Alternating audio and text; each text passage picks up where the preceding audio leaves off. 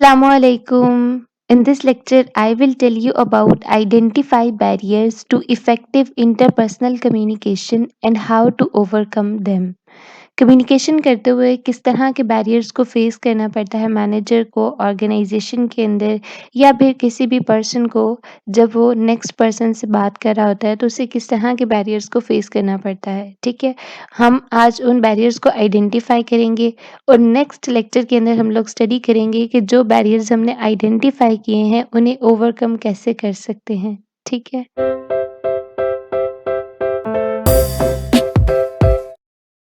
सबसे पहले तो आपको पता होना चाहिए कि कम्युनिकेशन क्या है, ठीक है?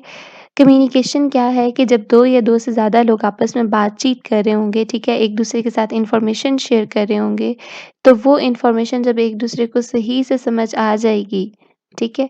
यानी एक बंदा जो दूसरे बंदे को बात बताना चाह रहा है, उसे वो अच्छे से समझ आ जाती है, तो ये क्या होगी इन्फॉर्मेशन जो है वो कन्वे हो गई है, इफेक्टिव कम्युनिकेशन हो गई है। Barriers to communication are things that get in a way of a message being received. जब आप लोग कम्युनिकेशन कर रहे हों और कम्युनिकेशन के दौरान कुछ ऐसी सिचुएशन हो जाए जिसकी वजह से रिसीवर को आपका मैसेज सही से समझ नहीं आया या वो उसको रिसीव ही नहीं कर पाया, ठीक है? फॉर एग्ज़ाम्पल इंटरनेट कनेक्शन ख़राब हो जाता है, ठीक है? आपका मैसेज आपने सेंड तो कर दिया है, लेकिन क्योंकि सिग्नल की कमी की वजह से या सिग्नल ना होने की वजह से जो है ना रिसीवर उस मैसेज को रिसीव नहीं कर पाया, ठीक है? तो इंटरनेट क्या है यहाँ पर एक बैरियर है कम्युनिकेशन के अंदर। They could be physical, such as loud music playing, or emotional, such as when a person is too angry or fearful to listen to what another individual is saying. Barriers physical भी हो सकते हैं जैसे loud music है, ठीक है? Emotions इन्होंने बताए हैं यहाँ पर जब एक पर्सन बहुत ज़्यादा एंग्री है, गुस्से में है, ठीक है? तो वो दूसरे की बात नहीं समझेगा, ठीक है? उसे बस अपनी ही होगी, उसको गुस्सा आया होगा, ठीक है? उसे बिल्कुल भी अगले बंदे की बात समझ नहीं आ रही होगी कि वो क्या कह रहा है, ठीक है? सो इसीलिए कहते हैं ना कि गुस्से में बैठ जाएँ या लेट जाएँ या पानी पिएँ, बिकॉज़ आपको दूसरे बंदे की बात नहीं समझ आएगी, आपने खुद ही अपने साथ जो करना है वही होगा, ठीक है? सो ये क्या है बैरियर है कम्युनिकेशन के अंदर कि आपका जो इमोशन है वो आप पे हावी हुआ है, आपको किसी और की बात समझ नहीं आ रही। सो जब आप लोगों ने इस क्वेश्चन को पेपर के अंदर अटेम्प्ट करना है तो आप इसे किस तरह से अटेम्प्ट करेंगे? सबसे पहले आप लोग बैरियर्स के बारे में बताएँगे, ठीक है? कि बैरियर्स होते क्या हैं कम्युनिकेशन के अंदर। साथ जिस तरह मैंने यहाँ पे एग्ज़ाम्पल आपके साथ शेयर किया, आप भी एग्ज़ाम्पल देंगे और नेक्स्ट हम लोग बात करेंगे इफेक्टिव इंटरपर्सनल कम्युनिकेशन की, ठीक? सो इफेक्टिव इंटरपर्सनल कम्युनिकेशन पर बैरियर्स का क्या इफ़ेक्ट होता है, ठीक है? A company with 100 employees can expect to lose approximately $450,000 a year or more because of email blunders and misunderstandings. एक कंपनी जो कि 100 एम्प्लॉयज़ पर मुश्तमिल है, ठीक है? वो सालाना $4,50,000 एम्प्लॉयज़ की गलतियों की वजह से लूज़ कर देती है, ठीक है?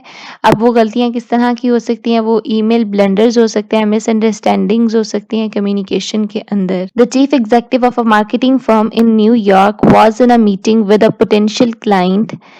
मार्केटिंग फर्म का चीफ एग्जीक्यूटिव न्यूयॉर्क में अपने पोटेंशियल क्लाइंट के साथ मीटिंग कर रहा था, ठीक है? For the entire hour and a half meeting, यहाँ पर entire hour and a half meeting हमारे पास कितना टाइम होगा? ये 1.5 घंटा होगा, यानी 1.5 hour. The client was fiddling with his iPhone, जो है वो आईफोन को यूज़ कर रहा था मुसलसल, डूइंग व्हाट, उस पे क्या कर रहा था, ठीक है? यूज़ करते हुए कौन सी एप्लीकेशन को यूज़ कर रहा था? प्लेइंग अ रेसिंग गेम, वो एक रेसिंग गेम खेल रहा था। Although he did glance up occasionally and ask questions, ताहम वो ऊपर भी देखता था, ठीक है? यानी चीफ एग्जीक्यूटिव से आई कांटेक्ट भी करता था और कुछ क्वेश्चनिंग भी कर लेता था। Somewhere somehow communication is not being as effective as it's needs to be. Communication वैसी नहीं हुई जैसे कि उसे होना चाहिए था because of iPhone exist as a barrier between two person, ठीक है? चीफ एग्जीक्यूटिव जो है वो तो पूरा कंसंट्रेट होके कम्युनिकेट कर रहा है ना, लेकिन जो नेक्स्ट पर्सन उसका पोटेंशियल क्लाइंट है वो किस में बिजी है? वो आईफोन में बिजी है। ऑल्दो कि वो उसकी बात सुन भी रहा है तब भी, ठीक है? तब भी जो बोलने वाला है उसको आईफ़ोन पे गुस्सा आ रहा होगा ना कि आईफ़ोन की वज़ह से नेक्स्ट पर्सन मेरी बात को नहीं जो है वो सुन पा रहा, समझ पा रहा या अच्छे से ध्यान नहीं दे रहा मेरी बात के ऊपर। तो आईफ़ोन क्या है यहाँ पर एक बैरियर के तौर पर एग्ज़िस्ट कर रहा है। सो इस तरह की छोटी-छोटी मिस्टेक्स होती हैं जिसकी वज़ह से कम्युनिकेशन जो है वो बिल्कुल भी ठीक तरीके से नहीं हो पाती। So what are the barriers to communication? Number 1 filtering. Filtering किस तरह बैरियर हो सकता है कम्युनिकेशन के अंदर? Filtering is the deliberate manipulation of information to make it appear more favourable to the receiver. Filtering एक ऐसा प्रोसेस है जिसके अंदर हम लोग इन्फॉर्मेशन को मैनेज करते हैं, कंट्रोल करते हैं, उसे फ़िल्टर कर देते हैं नेक्स्ट पर्सन के अकॉर्डिंग, ठीक है? जिस तरह की उसे इन्फॉर्मेशन चाहिए होती है, हम सिर्फ़ उसे उस तरह की इन्फॉर्मेशन प्रोवाइड करते हैं। फ़िल्टरिंग यहाँ पर किस तरह बैरियर के तौर पर एग्ज़िस्ट कर रहा है कि हम लोग नेक्स्ट पर्सन के साथ सिर्फ़ वही इन्फॉर्मेशन शेयर करते हैं जो कि उसके लिए अपीलिंग होती है, ठीक है? हम ऐसी इन्फॉर्मेशन नहीं शेयर करते जिसको सुन के उसे गुस्सा आए, ठीक है? फॉर एग्ज़ाम्पल अगर कंपनी को कुछ प्रॉफ़िट हुआ है और बहुत ज़्यादा लॉस हुआ है, तो सेंडर जो है वो प्रॉफ़िट की बात तो रिसीवर तक पहुँचा देगा, ठीक है? लेकिन वो लॉस की बात उसके साथ शेयर नहीं करेगा।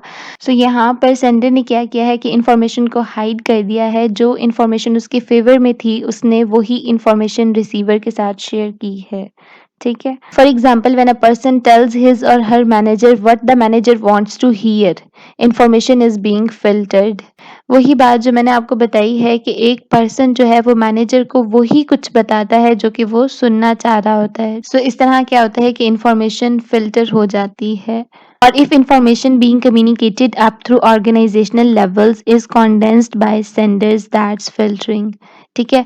ऑर्गेनाइजेशनल लेवल के अंदर सेंडर ने जिसके साथ इन्फॉर्मेशन शेयर करनी होगी वो उसके साथ वही इन्फॉर्मेशन शेयर करेगा जो उसे अच्छी लगती होगी, यानी जो उसके फेवर में होगी और नेक्स्ट पर्सन वही सुनना चाह रहा होगा। ठीक है? सो फ़िल्टरिंग इन्फॉर्मेशन शेयर करने से मैनेजर को इस बात का अंदाज़ा नहीं होगा कि ऑर्गेनाइज़ेशन के अंदर क्या सिचुएशन चल रही है, ठीक है? उन्हें कितना लॉस हुआ है, कितना प्रॉफ़िट हुआ है, उसे इस बारे में नहीं पता चलेगा, उसे सिर्फ़ प्रॉफ़िट के बारे में पता चलेगा। वो अपने एम्प्लॉइज़ की कमज़ोरियों को तलाश नहीं कर पाएगा। How much filtering take place tends to be a function of the number of vertical levels in the organization and organization culture. Organization के अंदर vertical levels कौन से होते हैं, यानी टॉप डाउन मैनेजमेंट, और टॉप डाउन मैनेजमेंट के जो फंक्शंस हैं हम उनकी नीड्स के अकॉर्डिंग उनके साथ इंफॉर्मेशन शेयर करेंगे, ठीक है? ये डिपेंड कर रहा होता है ऑर्गेनाइजेशनल कल्चर पर भी, ठीक है? सो आई होप कि आपको फ़िल्टरिंग की समझ आ गई होगी। नेक्स्ट बैरियर है हमारे पास इमोशंस। इमोशंस किस तरह कम्युनिकेशन के अंदर हर्डल क्रिएट करते हैं, ठीक? How a receiver feels when a message is received influences how he और शी इंटरप्रेट्स। एक पर्सन जो है वो किस तरह मैसेज को रिसीव करता है, यानी मैसेज को रिसीव करने के बाद उसकी जिस तरह की फीलिंग होगी, यानी अगर वो बहुत एक्साइटेड होगा या अगर वो बहुत ज़्यादा गुस्से में होगा तो वो उस तरह से रिएक्ट करेगा उस मैसेज पर, ठीक है? फॉर एग्ज़ाम्पल अगर आपका रिज़ल्ट आता है, ठीक है? तो रिज़ल्ट क्या है, एक मैसेज है और आप क्या हैं, रिसीवर हैं। और जब वो रिज़ल्ट आपको मिलता है, आप उस रिज़ल्ट पर देखते हैं कि आपके बहुत अच्छे मार्क्स आए हैं, ठीक है? तो आप बहुत ज़्यादा एक्साइटेड होते हैं, खुश होते हैं, ठीक है? और अगर आपको पता चले कि आप एक सब्जेक्ट में फ़ेल हो गए हैं, ठीक है? तो आपका जो है वो गुस्से वाला अंदाज़ होगा उस मैसेज को रीड करने के बाद, तो आप उस तरह से रिएक्ट करेंगे, ठीक है? तो इमोशंस जो है वो कम्युनिकेशन के अंदर एक बैरियर है, बिकॉज़ कि आप उस बात को सही तरीके से इमोशंस की वजह से समझ नहीं पाते। Extreme emotions are most likely to hinder effective communication. Extreme emotions जैसा कि बहुत ज़्यादा खुश हो जाना, ठीक है? बहुत ज़्यादा परेशान हो जाना, ये क्या है, इफेक्टिव कम्युनिकेशन के अंदर एक हिंड्रेंस क्रिएट करते हैं, ठीक है? इमोशंस आप पे इतने ज़्यादा हावी हो चुके होते हैं कि आपको नेक्स्ट पर्सन की बात बिल्कुल समझ नहीं आती, आप उस पे फ़ोकस नहीं कर पाते। In such instances, we often disregard our rational and objective thinking processes and substitute emotional judgments. सो इस तरह की सिचुएशन के अंदर क्या होता है कि हम लोग सोचे समझे बगैर, ठीक है, अपने फैसलों को इमोशनल जजमेंट से तब्दील कर देते हैं, ठीक है? यानी हम लोग गुस्से में आके कोई फ़ैसला ले लेते हैं या बहुत ज़्यादा खुश होकर कोई फ़ैसला ले लेते हैं, ठीक है? और जिस बात का अंदाज़ा हमें बाद में होता है, ठीक है? So this is emotions. I hope कि आपको समझ आ गई होगी कि इफ़ेक्टिव कम्युनिकेशन के अंदर इमोशंस किस तरह हिंड्रेंस क्रिएट करते हैं। नेक्स्ट बैरियर है हमारे पास इंफॉर्मेशन ओवरलोड। इंफॉर्मेशन ओवरलोड क्या है? When information exceeds our processing capacity. जब इंफॉर्मेशन हमारी प्रोसेसिंग कैपेसिटी से बढ़ जाती है तो वो इंफॉर्मेशन ओवरलोड हो जाती है। ठीक है, इसको एग्जांपल से एक्सप्लेन करती हूँ मैं आपको। A marketing manager goes on a week long sales trip to Spain where he does not have access to his email and he faces 1,000 messages on his return. एक मार्केटिंग मैनेजर एक हफ्ते के लिए sales trip पर गया है Spain और Spain में उसके पास ईमेल की एक्सेस नहीं है, ठीक है? और जब वो वापस आता है सेल्स ट्रिप से तो उसे 1000 मैसेजेस मिलते हैं, ठीक है? और वो 1000 मैसेजेस इन्फॉर्मेशन ओवरलोड होती है, ठीक है? वो 1000 मैसेजेस को देखकर जो है ना उसको हार्ट अटैक ही होना है क्योंकि इतने सारे मैसेजेस को वो पढ़ नहीं सकता, ठीक है? It's not possible to fully read and respond to each message without facing overload. Marketing manager के लिए ये पॉसिबल नहीं होगा कि वो हर मैसेज को फुली रीड करे और फिर उसका रिप्लाई करे, ठीक है? Without facing information overload. So I hope कि अब आपको क्लियर हो गया होगा कि इन्फॉर्मेशन ओवरलोड कब होती है और इन्फॉर्मेशन ओवरलोड कम्युनिकेशन के अंदर किस तरह बैरियर है, ठीक है? जब मैनेजर जो है वो हर एक पर्सन की ईमेल को सही से रीड नहीं करेगा, ठीक है? उसे समझ नहीं आएगी, ठीक है, कि सेंडर उसे क्या कहना चाह रहा है, ठीक? इस तरह कम्युनिकेशन अगर नहीं होगी, रिसीवर को सेंडर की बात सही से समझ नहीं आएगी। What happens when individuals have more information than they can process. जब एक इंडिविजुअल के पास उसकी कैपेसिटी से ज़्यादा इन्फॉर्मेशन होगी तो वो क्या करेगा, ठीक है? They tend to ignore, pass over, forget और सेलेक्टिवली चूज़ इन्फॉर्मेशन, ठीक है? वही बात कि या तो वो उसे इग्नोर कर देगा, ठीक है, आगे बढ़ जाएगा या उसे भूल जाएगा या फिर ऐसा करेगा कि कुछ ईमेल्स का रिप्लाई कर देगा और दे मे स्टॉप कम्युनिकेशन, ठीक है? या फिर वो क्या करेगा, कम्युनिकेशन स्टॉप कर देगा। Regardless the result is lost information and ineffective communication. इस चीज़ को कंसीडर किए बगैर कि इन्फॉर्मेशन जो है वो लॉस्ट हो जाएगी और कम्युनिकेशन इफ़ेक्टिव नहीं रहेगी, ठीक है? वो कुछ मैसेजेस का, कुछ ईमेल्स का रिप्लाई करेगा, बाकियों को इग्नोर कर देगा, ठीक है? सो इस तरह इन्फॉर्मेशन ओवरलोड कम्युनिकेशन के अंदर हिंड्रेंस क्रिएट करता है, ठीक है? नेक्स्ट है हमारे पास defensiveness. When people feel they are being threatened, they tend to react in ways that hinder effective communication and reduce their ability to achieve mutual understanding. Defensiveness का मतलब होता है दिफा करना, ठीक है? अब यहाँ पर लोग जो है वो क्यों अपना दिफा कर रहे हैं या दिफा करना जो है वो किस तरह कम्युनिकेशन के अंदर एक बैरियर है। जब लोगों को लगता है कि उन्हें थ्रेट किया जा रहा है, ठीक है? तो वो एक-दूसरे के साथ बुरे तरीके से पेश आते हैं, ठीक है? एक लड़ते-झगड़ते हैं आपस में और इस तरह इफ़ेक्टिव कम्युनिकेशन के अंदर हिंड्रेंस क्रिएट होती है, ठीक है? उन्हें एक-दूसरे की बात सही से समझ नहीं आती और वो समझना भी नहीं चाह रहे होते बिकॉज़ ऑफ बीइंग थ्रेटन्ड, ठीक है? और इस तरह जो उनकी एबिलिटी है म्यूचुअल अंडरस्टैंडिंग की वो भी रिड्यूस हो जाती है। They become defensive, verbally attacking others, making sarcastic remarks, being overly judgmental or questioning others' motives. वो दिफाई तौर पर एक दूसरे पर वर्बली अटैक करते हैं, ठीक है? एक दूसरे के साथ तंज़िया अंदाज में बात करते हैं, उस पर तंज़िया अंदाज में तबसरे करते हैं, ठीक है? यानी बातचीत करना और एक दूसरे के मोटिव्स पर जो है वो क्वेश्चनिंग करते हैं। ठीक है, सो ये है डिफेंसिवनेस और डिफेंसिवनेस कम्युनिकेशन के अंदर हिंड्रेंस क्रिएट करता है जब आप अपना दिफ़ा कर रहे होते हैं और दूसरों के साथ बुरे तरीके से पेश आते हैं, आपको उसकी बात अच्छे से समझ नहीं आती, ठीक है? और इस तरह इफ़ेक्टिव कम्युनिकेशन नहीं होती। सो नेक्स्ट है सोशियो कल्चरल, ठीक है? सोशियो कल्चरल किस तरह कम्युनिकेशन के अंदर एक बैरियर है। In an organisation, employees come from diverse backgrounds and have different patterns of speech. Even employees who work for the same organization but in different departments often have different jargon. Organisation के अंदर जितने भी employees काम कर रहे होते हैं, ठीक है, वो डिफरेंट बैकग्राउंड से ताल्लुक़ रखते होते हैं, ठीक है, उनका बोलने का अंदाज़ मुख्तलिफ होता है। फॉर एग्ज़ाम्पल जिस तरह पाकिस्तान के अंदर आप देख लें कि हर सूबे के अंदर मुख्तलिफ ज़बानें बोली जाती हैं, ठीक है, पंजाब में पंजाबी हो गई, ठीक है, सिंध में उनकी अपनी होती है वो सिंधी हो गई, ठीक है, इसी तरह सराइकी बलोची, ठीक है? सो इसका क्या इम्पैक्ट होता है ऑर्गेनाइज़ेशनल कल्चर पर कि ऑर्गेनाइज़ेशन जब एम्प्लॉइज़ को हायर करती है, तो वो एम्प्लॉइज़ मुख्तलिफ बैकग्राउंड से ताल्लुक़ रखते होते हैं, ठीक है? सो जब वो मिलकर एक जगह पर काम करते हैं, ठीक है, ऑर्गेनाइज़ेशन के अंदर, चाहे वो डिफरेंट डिपार्टमेंट से ताल्लुक़ रखते हों, ठीक है, तो उनके बोलने का अंदाज़ मुख्तलिफ होता है और जो उनके बोलने के मुख्तलिफ अंदाज़ हैं, ये कम्युनिकेशन के अंदर हिंड्रेंस क्रिएट करते हैं। एक पर्सन दूसरे पर्सन को अंडरस्टैंड ही नहीं कर पाएगा, तो किस तरह उसे उसकी बात का मीनिंग समझ आएगा, ठीक है? अब jargon क्या है? Specialized terminology or technical language that members of a group use to communicate among themselves.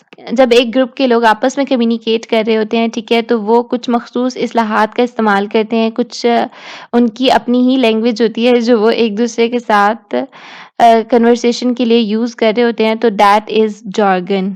Conservative author, journalist Ann Coulter and rapper Neely both speak English, but the language each uses is vastly different. यहाँ पर वो N Coulter और wrapper नीली की बात कर रहे हैं कि दोनों इंग्लिश बोलते हैं, ठीक है, बोथ स्पीक इंग्लिश, बट जो लैंग्वेज वो यूज़ करते हैं, ठीक है, डिफरेंट वर्ड्स जो वो यूज़ करते हैं, वो आपस में दोनों के बहुत डिफरेंट हैं। फॉर एग्जाम्पल जैसे हम ब्रिटिश, अमेरिकन हो गए, ऑस्ट्रेलियन हो गए, ये सारे इंग्लिश बोलते हैं, लेकिन इनकी वोकैब्युलरी डिफरेंट है, इनका एक्सेंट डिफरेंट है, ठीक है, इनकी प्रोनाउंसिएशन डिफरेंट है, स्पेलिंग डिफरेंट है, ठीक है? सो ये चीज़ें भी ऑर्गेनाइजेशनल कम्युनिकेशन के अंदर बैरियर हैं। Words mean different things to different people, ठीक है? डिफरेंट पीपल वर्ड्स को डिफरेंट तरह से देखते हैं, ठीक है? डिफरेंट मीनिंग होता है उनके नज़दीक उसका।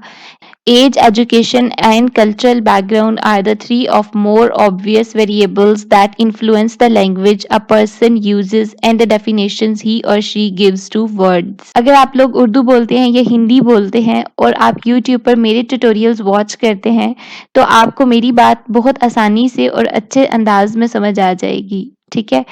लेकिन अगर आप लोग यूट्यूब पर किसी अमेरिकन पर्सन के ट्यूटोरियल्स देखते हैं मैनेजमेंट से रिलेटेड, तो आपको उसकी समझ नहीं आएगी बिकॉज़ वो टोटल इंग्लिश बोल रहा होता है और उसका एक्सेंट भी बहुत डिफरेंट होता है। वो फास्टली इंग्लिश बोल रहे होते हैं और आपको उनकी बिल्कुल भी समझ नहीं आती।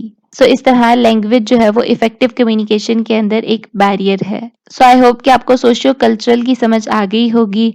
नेक्स्ट है हमारे पास नेशनल कल्चर, ठीक है? नेशनल कल्चर किस तरह एक बैरियर है इफेक्टिव कम्युनिकेशन के अंदर for technological and cultural reasons the Chinese people dislike voice mail. The general tendency illustrates how communication difference can arise from national cultural as well as different languages.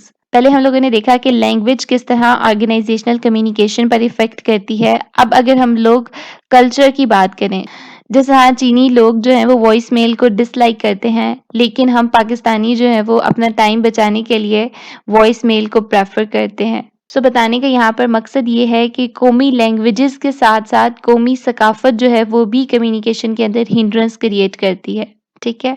For example let's compare countries that value individualism such as United States with countries that emphasize collectivism such as Japan.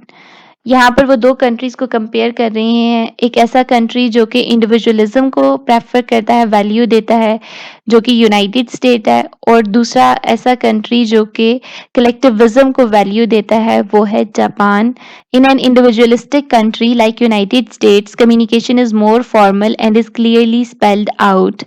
Managers rely heavily on reports, memos, and other formal forms of communication. लोग वहाँ पर एक दूसरे के साथ easily formally communicate करते हैं, ठीक है?